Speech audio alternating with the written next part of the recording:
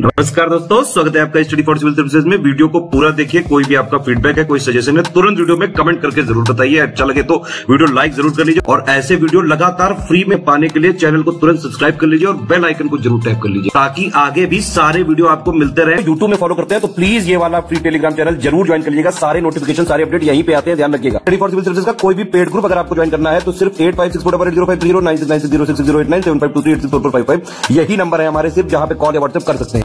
Instagram पे हमारा page जरूर फॉलो कर लीजिएगा, स्टडी फॉर सिविल .सर्विसेज है। ट्विटर पे हमको जरूर फॉलो कर लीजिएगा, @study for civils है। सारे क्वेश्चन अटेम्प्ट करिए और स्कोर अपना तुरंत कमेंट करके बताइए। दोस्तों नमस्कार, स्टडी फॉर सिविल सर्विसेज में आपका स्वागत है। आरओ एग्जामिनेशन जो यूपीपीसीएस का अपकमिंग वैकेंसी है उसके लिए हम लगातार पेड क्विज को वीडियो फॉर्मेट में देख रहे हैं। कंटिन्यू करेंगे नेक्स्ट वीडियो से। एडमिशन्स लेने के लिए आप जो है नीचे देखिए डिस्क्रिप्शन बॉक्स में कॉन्टैक्ट डिटेल्स हैं, आप उस पर कॉन्टैक्ट करके एडमिशन ले सकते हैं हमारे इन कोर्सेज में। ठीक, तो बिना किसी देरी के हम स्टार्ट करेंगे। आपसे पूछा जा रहा है इस क्वेश्चन में कि दिल्ली सल्तनत के किस राजवंश ने सबसे कम समय तक शासन किया। तो पता है आपको दिल्ली सल्तनत में कुल 5 डायनेस्टीज ने रूल किया है। स्लेव डायनेस्टी, ठीक है, उसके बाद खिलजी, तुगलक, फिर क्या गया सैयद और लोदी। तो सबसे ज़्यादा जो लॉन्गेस्ट टाइम है देखिए 1206 से लेकर के 1526 तक ये कुल पाँचों रहे थे, जिसमें से सबसे लंबा तुगलक का टाइम पीरियड है। ठीक है, लगभग 94 ईयर्स का है इनका, 1320 से लेकर के लगभग 1414 तक। ठीक, और उसमें सबसे शॉर्टेस्ट है इनका जो है खिलजी का, ये मात्र लगभग 30 वर्षों का है, जो 1290 से लेकर के 1320 तक है। ठीक, तो विकल्प ए को चुनेंगे। ठीक, अब खिलजी वंश के बारे में ही 2 स्टेटमेंट है, देखिए कौन सा सही है। ठीक, इसकी स्थापना जलालुद्दीन फिरोज खिलजी ने की थी, तो ये बिल्कुल ठीक है 1290 में। और इसी के बाद जो है अलाउद्दीन खिलजी जो सबसे पॉपुलर रूलर था इसमें, है ना, वो सेकंड स्टेटमेंट में लिखा है, तो ये भी ठीक है। और तीसरा स्टेटमेंट भी है, अंतिम शासक इसका कुतुब अल दीन मुबारक शाह था। ठीक है, तो मुबारक शाह पॉपुलर रूप से आप जानते हैं, इसका पूरा नाम कुतुब अल दीन मुबारक शाह था। 1320 तक जो है ये रहा था। तो तीनों ही स्टेटमेंट हमारे ठीक है। अब देखिए अलाउद्दीन खिलजी के बारे में पूछा जा रहा है कि इसने सुल्तान के रूप में कितने वर्षों तक शासन किया। ठीक है, कब से कब तक। तो जलालुद्दीन खिलजी को 1296 में जो है हत्या करने के बाद यहाँ पे 1296 से 1316 तक इसका जो है टाइम पीरियड है। आगे देखिए कि निम्नलिखित में से किसने दिल्ली के हौज खास का निर्माण करवाया था। ठीक है, वर्तमान में भी आप देखेंगे तो साउदर्न दिल्ली में हौज खास विलेज नाम से पॉपुलर एरिया है। ठीक है, तो इसका निर्माण से संबंधित कौन है? अलाउद्दीन खिलजी, डी विकल्प को चुनेंगे। इसके अलावा दिल्ली में काफ़ी जो फेमस आर्किटेक्चर्स जो इससे रिलेटेड हैं इसके द्वारा बनवाए गए, जैसे एक सीरी फोर्ट और अलाई दरवाज़ा, फिर कुव्वतुल इस्लाम जो मस्जिद है, कुतुब कॉम्प्लेक्स पूरा जो है कह लीजिए रेनोवेशन, और अलाई मीनार, ये सब इससे ही संबंधित है। सबको ध्यान रखिएगा। अब है कि इसमें से किस शासक ने दिल्ली में अपने शासन के दौरान शराब पीने और बेचने पर रोक लगा दी थी। ठीक है, तो अल्कोहल को काफ़ी जो है बुरा मानता था अलाउद्दीन खिलजी ही, यही उत्तर हो जाएगा। इसने ही बैन किया था बेचने पे और पीने पे भी। देखिए इस क्वेश्चन का आंसर अभी आपको ऊपर बताया गया। सभी के सभी आर्किटेक्चर जो है ये अलाउद्दीन खिलजी के काल में बनवाए गए। अब यहाँ पे देखिए गलत युग्म को चुनना है हमें। तो अलाउद्दीन खिलजी के समय का जो प्रशासन था उससे संबंधित ये डिपार्टमेंट्स हैं और उसको हेड करने वाले जो है कौन कहा जाता था, ये सब यहाँ पे पेड़ बना के लिखा हुआ है। तो दीवान वजारत, दीवान इंशा, ये सब तो ठीक है। दीवान रसालत के लिए लिखा है कि हेडेड बाय मिलिट्री इंचार्ज, ये गलत है। दीवान रसालत में बेसिकली ऐसे समझिए कि जो वो होता था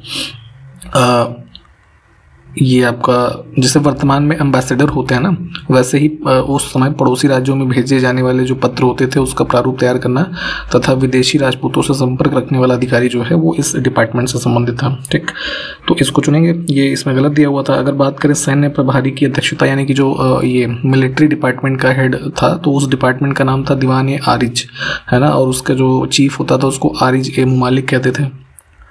तो इसको ध्यान रखिए। अब है कि दिल्ली सल्तनत के दौरान निम्नलिखित में से किसको बरीद कहा जाता था। ये टर्म्स देखिए इंपॉर्टेंट हैं, कई बार ऐसे छोटे छोटे टर्म देकर के एग्जाम में आपसे क्वेश्चंस पूछे जाते हैं। ठीक है, तो होता तो छोटा सा ही है लेकिन अब वहाँ पे याद नहीं आएगा फिर आपको, तो इस वजह से इनको डिटेल में जो है या अच्छे से याद करना ज़रूरी होता है। तो बरीद होते थे स्पाई यानी कि जासूस। ठीक, एक जो है ये होता था बरीद मुमालिक का टर्म भी होता था, जो गुप्तचर विभाग का प्रमुख अधिकारी होता था, इसको भी कहते थे। अब यहाँ पे दो स्टेटमेंट है एकता प्रणाली के बारे में, है ना, एकतादारी, इसके संबंध में कौन सा कथन सही है? तो देखिए एकतादारी का सिस्टम बेसिकली मिलिट्री से एसोसिएट करके पढ़ा जाता है, जो मुस्लिम रूल भारत में रहा। अगर हम सबसे इसके स्टार्ट की बात करें तो एकतादारी व्यवस्था का आरंभ मोहम्मद गोरी के टाइम पीरियड से माना जाता है, ठीक। तो अलग अलग शासकों के द्वारा जो है इसके अलग अलग तरीके से इसको इस्तेमाल किया गया। और देखिए तो जो स्टेटमेंट है पहला है कि यह विकेंद्रीकरण का एक शक्तिशाली साधन था। तो बेसिकली देखिए विकेंद्रीकरण नहीं बल्कि केंद्रीकरण की दिशा में इसको था। टेरिटरीज को जो है यहाँ दूसरे स्टेटमेंट में देखिए कि यह सुल्तानों और अमीरों यानी कि जो उनके नोबल्स होते थे, है ना, और मुख्य रूप से कह लीजिए उनके जो विश्वसनीय लोग होते थे उनके बीच जो टेरिटरीज संबंधित शासक की होती थी उसको बांटा जाता था, ठीक है। परंतु वही कुल जो एरियाज हैं वो मिल करके उस शासन का जो है कंप्लीट एक तरीके से स्ट्रक्चर बनाते थे। तो सेंट्रलाइजेशन टर्म यहाँ पे यूज़ होना चाहिए था। देखिए एकतादारी को डिटेल में भी पढ़िएगा, कई सारे फैक्ट्स इससे लगातार पूछे जाते हैं, तो इसलिए जानना ज़रूरी है। फिलहाल दूसरा स्टेटमेंट हमारा सिर्फ इसमें सही होगा। आगे है कि इसमें से किस सुल्तान ने कृषि की देखभाल के लिए एक अलग विभाग जिसका नाम था दीवान ए अमीर कोही की स्थापना की, ठीक। तो देखिए अलग अलग शासकों में अलग अलग डिपार्टमेंट्स भी बनाए गए। उसी क्रम में जब तुगलक डायनेस्टी में आप देखेंगे तो मोहम्मद बिन तुगलक के द्वारा जो है एक डिपार्टमेंट क्रिएट किया गया एग्रीकल्चर के लिए, दीवान ए अमीर कोही, ठीक। और मेन ऑब्जेक्टिव जो इसका था ये कि जो हमारा ये था मतलब लैंड एरिया कल्टीवेशन के लिए जो यूज किया जा सके उसको इंक्रीज करना, ठीक। आगे देखिए निम्नलिखित में से किसको हाल ही में चुनाव आयुक्त के रूप में नियुक्त किया गया है? तो इलेक्शन कमीशन ऑफ इंडिया का स्ट्रक्चर ऐसा होता है कि इसमें देखिए एक होते हैं चीफ इलेक्शन कमिश्नर, ठीक, और 2 इलेक्शन कमिश्नर्स होते हैं, ठीक है। तो अभी नवंबर में अरुण गोयल को जो है अपॉइंट किया गया है इलेक्शन कमिश्नर के रूप में। तो एक ये हैं, दूसरे इलेक्शन कमिश्नर हैं अनूप चंद्र पांडे, और चीफ इलेक्शन कमिश्नर जो वर्तमान में है भारत के राजीव कुमार, ठीक। आगे है कि इलेक्शन कमीशन ऑफ इंडिया जो है उसकी स्थापना किस तिथि को की गई थी संविधान के अनुसार, ठीक है। तो आपको पता है कॉन्स्टिट्यूशन का जो आर्टिकल 324 है वो संबंधित है इलेक्शन कमीशन ऑफ इंडिया के कॉन्स्टिट्यूशन से। और डेट देखिए इंपॉर्टेंट होती है, जैसे नेशनल फ्लैग का मतलब अपनाया गया, नेशनल सॉन्ग, है ना। तो ऐसे इलेक्शन कमीशन ऑफ इंडिया 25 जनवरी जो है 1950 को स्टैब्लिश किया गया। अब यहाँ पे है कि भारत में राष्ट्रीय मतदाता दिवस कब मनाया जाता है? नेशनल वोटर्स डे, तो ये भी होता है 25 जनवरी को ही। अब देखिए ये है कि लोकसभा और राज्यों की विधानसभाओं के चुनाव वयस्क मताधिकार यानी कि एडल्ट फ्रेंचाइज होती है, 18 साल से ऊपर के लोग ही वोट करेंगे, ठीक है। तो इन दोनों हाउसेस के चुनाव वयस्क मताधिकार पर आधारित होंगे। यह प्रावधान किस अनुच्छेद में दिया गया है? तो हमारे संविधान के भाग 15 में आर्टिकल 324 से लेकर के 329 के मध्य कुल प्रावधान इलेक्शन कमीशन के संदर्भ में दिए हुए हैं, ठीक है। तो उसी क्रम में जो यहाँ पे ये क्वेश्चन पूछा गया है तो ये प्रावधान दिया गया है आर्टिकल 326 में।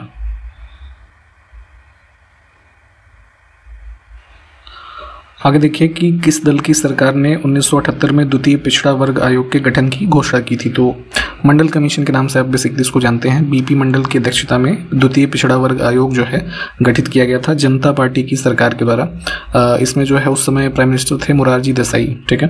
तो यहाँ पे ये second backward classes commission constitute किया गया और इन्होंने अपनी रिपोर्ट जो है जिसमें आप ये आरक्षण और ये सब प्रावधान देखते हैं ओबीसी क्लासेस के बारे में, तो ये रिपोर्ट सौंपी गई थी 1980 में, ठीक। अभी वर्तमान में भारत में कितने राजनीतिक दलों को राष्ट्रीय दल का दर्जा प्राप्त है यानी कि नेशनल पार्टी का स्टेटस उनको मिला है? तो देखिए नेशनल पार्टी, स्टेट पार्टीज, फिर रीजनल पार्टीज, ये सब क्राइटेरिया होते हैं जो कि ग्रांट किए जाते हैं इलेक्शन कमीशन ऑफ इंडिया के द्वारा, ठीक है। कुछ अलग अलग क्राइटेरिया जो है बताए गए हैं। अगर कोई भी पॉलिटिकल पार्टी वो मतलब क्राइटेरिया में फिट बैठती है ना, तो उनको ये स्टेटस दिया जाता है। तो उसी क्रम में जो हमारी नेशनल पार्टीज हैं इनकी संख्या है कुल 8, ठीक। अगर कोई नाम बता सके तो जरा हमें कमेंट करके बताइए। ये भी अभी आपको बताया गया कि राजनीतिक दलों को मान्यता कौन देता है, तो इलेक्शन कमीशन ऑफ इंडिया। देखिए यहाँ पे वही चीज़ पूछी जा रही है कि यदि एक राजनीतिक दल को इसमें से कितने या उससे अधिक राज्यों में एक मान्यता प्राप्त राजनीतिक दल के रूप में मान्यता प्राप्त है, ठीक, तो इसे पूरे भारत में एक राष्ट्रीय पार्टी के रूप में जाना जाएगा। तो देखिए नेशनल पार्टी के लिए 3 कंडीशंस होती हैं वैसे, तो उसमें पहला यही है कि अगर वो 4 राज्यों में राज्य स्तरीय जो कह लीजिए दल के रूप में मान्यता प्राप्त है तो उसको नेशनल पार्टी माना जाएगा, ठीक है। तो ये वाला क्वेश्चन तो यहाँ से हो जाएगा करेक्ट, बी को चुनेंगे। 2 क्राइटेरिया जो और हैं उसमें से ये है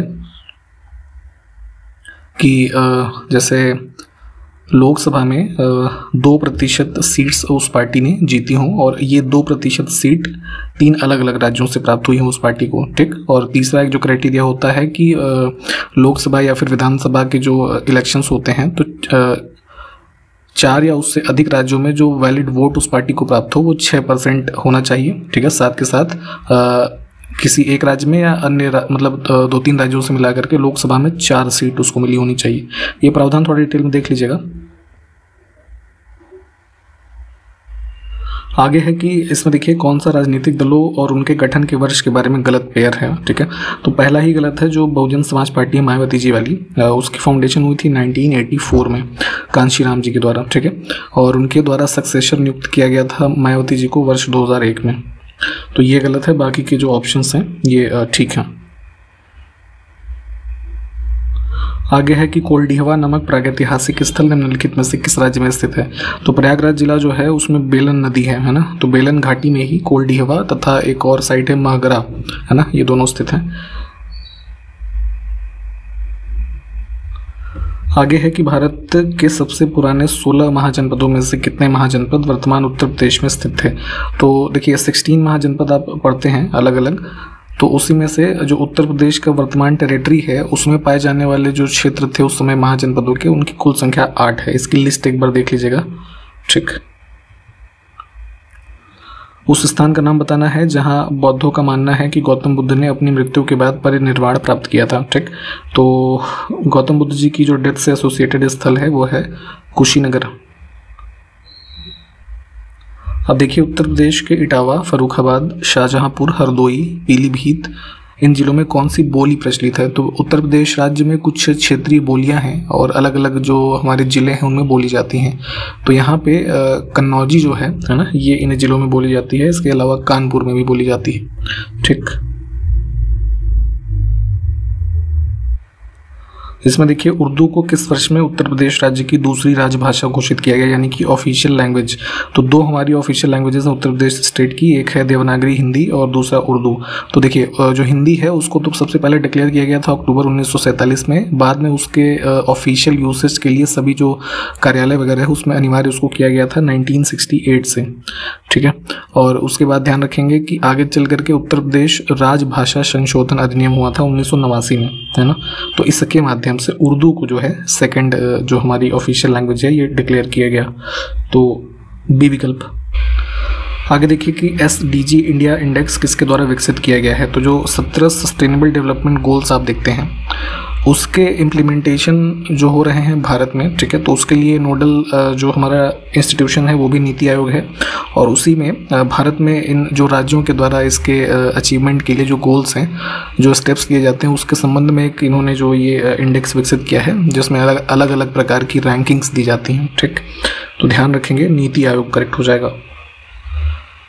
अब इसमें से सस्टेनेबल डेवलपमेंट गोल्स जो हैं उसकी पहचान करनी है कौन कौन से हैं। तो कुल 17 गोल अभी हमने बताए, ठीक।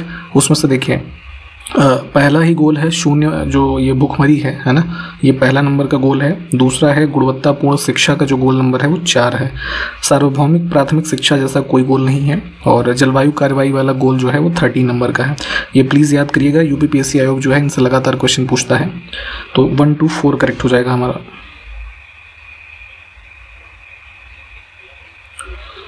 इसका आंसर आपको पता ही होगा 17। अब इसमें देखें कि विश्व में बॉक्साइट का सबसे बड़ा उत्पादक देश कौन सा है। मिनरल ये जो डेटा होता है इस पे लगातार क्वेश्चंस आते हैं। उसी क्रम में अब हम बॉक्साइट की बात करें तो सबसे ज़्यादा जो प्रोडक्शन है ऑस्ट्रेलिया सबसे टॉप पे होता है। इसमें सेकंड पे गिनी है, फिर चाइना है। 4th पोजीशन पे कौन है जरा आप हमको ये बताइए। इंडिया की रैंकिंग इसमें 5वीं है। अब है कि भारत में जिप्सम और चांदी के अयस्क का एक बड़ा हिस्सा किस राज्य से निकाला जाता है। तो यहाँ पे देखेंगे सिल्वर और जिप्सम से संबंधित हमारी जो कुछ माइंस हैं ये इसमें है राजस्थान में। इसमें दो स्टेटमेंट है, कौन सा सही है ये देखना है। तो देखिए अभ्रक यानी कि माइका की बात हो रही है। माइका कोडरमा जो कि ये कोडरमा माइंस झारखंड में यहाँ प्रचुर मात्रा में पाया जाता है, ये कहा जा रहा है स्टेटमेंट में। तो ये बिल्कुल ठीक है, कोडरमा माइंस में आपको ये माइका मिलेंगे। दूसरा है धारवाड़ पेट्रोलियम के लिए प्रसिद्ध है, ठीक है। तो धारवाड़ जो संबंधित है कर्नाटका से। यहाँ पे अगर हम मिनरल्स की बात करें तो आयरन, मैग्नीशियम और मैग्नीज जो है ये चीज़ें पॉपुलर हैं। पेट्रोल नहीं पाया जाता है यहाँ, है ना। तो दूसरा हमारा जो है ये गलत हो जाएगा।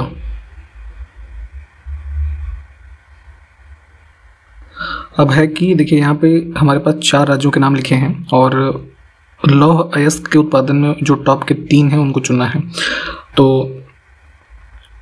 इसमें सबसे टॉप प्रोड्यूसर है आयरन ओर का ओडिशा, ठीक है। तो ये पहले आ जाएगा, तो यानी कि 3, फिर है छत्तीसगढ़, है ना। तो 4, उसके बाद आएगा कर्नाटका, है ना। तो 1, तो 3, 4, 1 ये टॉप का 3 क्रम होगा। इंडिया में देखेंगे तो कच्चे तेल यानी कि पेट्रोलियम का उत्पादन करने वाले जो राज्य हैं, है ना, उनका एक युग्म इसमें से चुनना है। तो सबसे ज़्यादा है गुजरात और तमिलनाडु, ठीक है। ये पेयर हमारा करेक्ट होगा। इसमें देखें वर्तमान भारत में कुल स्थापित अक्षय ऊर्जा क्षमता का हिस्सा इसमें से कौन कौन से ऊर्जा के सोर्सेस हैं, यानी कि जो इंडिया में रिन्यूएबल एनर्जी है ना, रिन्यूएबल पावर कैपेसिटी है, तो उसकी जो टोटल इंस्टॉल्ड कैपेसिटी है उसमें कौन कौन से सोर्सेस से हम एनर्जी प्राप्त करते हैं। तो सोलर एनर्जी है, पवन ऊर्जा, जल विद्युत, शहरी और औद्योगिक अपशिष्ट से रूपांतरित ऊर्जा तथा बायोमास ऊर्जा, ठीक है। जैसे ये शुगर केन वगैरह, तो सारे के सारे ही हैं, ठीक है। आगे देखिए कि भारत में सबसे बड़ा लिग्नाइट कोयला क्षेत्र इसमें से कौन सा है, ठीक है। तो कोल के कई सारे टाइप्स होते हैं। अगर हम बात करें सबसे ज़्यादा नंबर ऑफ कोल रिजर्व्स के इंडिया में, तो वो पाया जाता है झारखंड में, ठीक है। तो वो चीज़ तो अलग हो गई। कोल का ही एक टाइप जो है लिग्नाइट। तो लिग्नाइट के जो सबसे कह लीजिए लार्जेस्ट रिजर्व्स हैं वो हैं ये नेवेली में। ये कहाँ पे है आपका, तमिलनाडु स्टेट में। इसमें देखें ग्रामीण युवाओं के बीच उद्यमशीलता के अवसरों को बढ़ाने के उद्देश्य से 2016-17 में शुरू किया गया कार्यक्रम कौन सा है। तो ऑब्जेक्टिव क्या है ये देखिएगा पहले कि एंटरप्रेन्योरशिप जो है वो बढ़ाई जा सके रूरल यूथ, जो ग्रामीण यूथ है उनके बीच में। तो इसके लिए चलाया गया था स्टार्टअप ग्राम उद्यमिता कार्यक्रम, जो हमारा ये ग्रामीण विकास मंत्रालय है उनके अंतर्गत। देखिए पुरानी स्कीम्स यूपीपीएससी आयोग बहुत पूछता है, ठीक है। तो ये प्लीज़ पढ़ा करिए, जो है एटलीस्ट 1990 की बात की जो स्कीम्स हैं, ये अभी लास्ट जो आरओ का एग्जाम हुआ है उसमें भी काफ़ी सारी पूछी गई थी। तो इस वजह से सारी की सारी स्कीम्स पढ़ना एक बार जो है ज़रूरी है। आगे है कि स्वर्ण जयंती ग्राम स्वरोजगार योजना भारत में ग्रामीण गरीबों के लिए एक प्रमुख गरीबी उन्मूलन योजना के रूप में कब से लागू की जा रही है, ठीक। ऑब्जेक्टिव ध्यान दीजिएगा, स्वर्ण जयंती ग्राम स्वरोजगार योजना ग्रामीण क्षेत्र के संबंध में इसको भी स्टार्ट किया गया था 1999 में, ठीक है। अटल बिहारी वाजपेयी जी की गवर्नमेंट जो है। आगे देखें कि इसमें से कौन सा जो प्रोग्राम है विज्ञान और प्रौद्योगिकी मंत्रालय के द्वारा 2017 में शुरू किया गया एक नया कार्यक्रम है। तो बायोटेक किसान नाम से एक स्कीम चलाई गई थी, जिसका ऑब्जेक्टिव था कि जो किसान हैं, साइंटिस्ट, एग्रीकल्चर से संबंधित और जो साइंटिफिक इंस्टीट्यूशंस हैं उनको एग्रीकल्चर को कैसे इम्प्रूव किया जा सके उसके रेफरेंस में इन तीनों को जोड़ना आपस में, है ना। ये मेन ऑब्जेक्टिव था, 2017 में लॉन्च किया गया था, ये ध्यान रखिएगा। इसमें देखें सुगम्य भारत अभियान का संबंध किससे है। तो देखिए ministry of social justice empowerment जो है केंद्र सरकार का, उनके द्वारा ये अभियान चलाया गया। जो विकलांग व्यक्ति होते हैं, दिव्यांग, ठीक है, उनको जो पब्लिक सर्विसेज हैं उस तक एक सुचारू रूप से उनकी पहुंच जो है प्रदान की जा सके उन्हें, उसके रेफरेंस में। तो वर्ष भी ध्यान रखिएगा, 2015 से स्टार्ट किया गया है। आगे है TOPS, है ना, टॉप्स, एक ये स्कीम है, इसका फुल फॉर्म आपको बताना है। तो यहाँ पे ब्लैंक में वही चीज़ फिल करनी है। तो टारगेट ओलंपिक पोडियम स्कीम, है ना, सी विकल्प को चुनेंगे। बेसिकली मिनिस्ट्री ऑफ जो स्पोर्ट्स एंड यूथ अफेयर्स है उसके द्वारा ये प्रोग्राम चलाया जाता है। और जो ओलंपिक्स में एथलीट्स हैं, है ना, उनको जो उनके खेलों में तैयारी करने के लिए असिस्टेंस चाहिए होता है वो प्रोवाइड करवाया जाता है इस स्कीम के माध्यम से। निम्नलिखित में से कौन सी एक क्षमता निर्माण योजना है जिससे 2020 में सभी स्तरों पर अधिकारियों और कर्मचारियों की भर्ती के बाद के प्रशिक्षण तंत्र को उन्नत करने के उद्देश्य से सिविल सेवकों के लिए शुरू किया गया है। तो भारत में मिशन कर्मयोगी चलाया गया था 2020 से। ठीक है, बेसिकली जो हमारे ऑफिसर्स हैं सिविल सर्विसेज में, उनके एक तरह का ट्रेनिंग का प्रोग्राम है।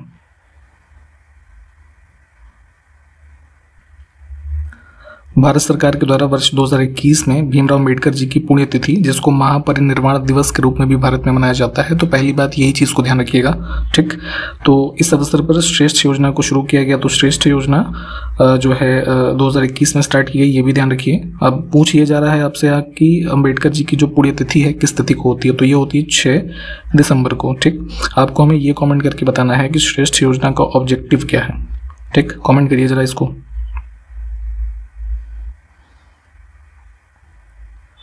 आगे है वर्ष 2021 में शुरू की गई भारत गौरव योजना किस केंद्रीय मंत्रालय से संबंधित है। तो भारत गौरव इनिशिएटिव स्टार्ट किया गया था, जिसके इस इनिशिएटिव के अंतर्गत कुछ ट्रेन चलाई जाती हैं, है ना, भारतीय रेलवे के द्वारा। आगे है स्वनिधि से समृद्धि कार्यक्रम के बारे में सही कथन को चुनना है। देखिए 2 स्टेटमेंट है। आवास और शहरी मामलों के मंत्रालय ने यह योजना शुरू की है। तो अप्रैल 2022 से इसको स्टार्ट किया गया था। इस योजना का उद्देश्य जो स्ट्रीट वेंडर यानी कि जो गलियों में सामान नहीं बेचते हैं लोग, ठीक है, तो उनके एक तरीके से इकोनॉमिक एम्पावरमेंट के लिए ये स्कीम चलाई गई थी। वही यहाँ पे लिखा है कि स्ट्रीट वेंडर को किफ़ायती कार्यशील पूंजी ऋण प्रदान करना है। तो ऐसे स्ट्रीट वेंडर्स जो कुछ लोन चाहते हैं अपने इस बिजनेस को बढ़ाने के लिए, इस योजना के माध्यम से उनको दिया जाता है। दोनों स्टेटमेंट हमारे ठीक हैं।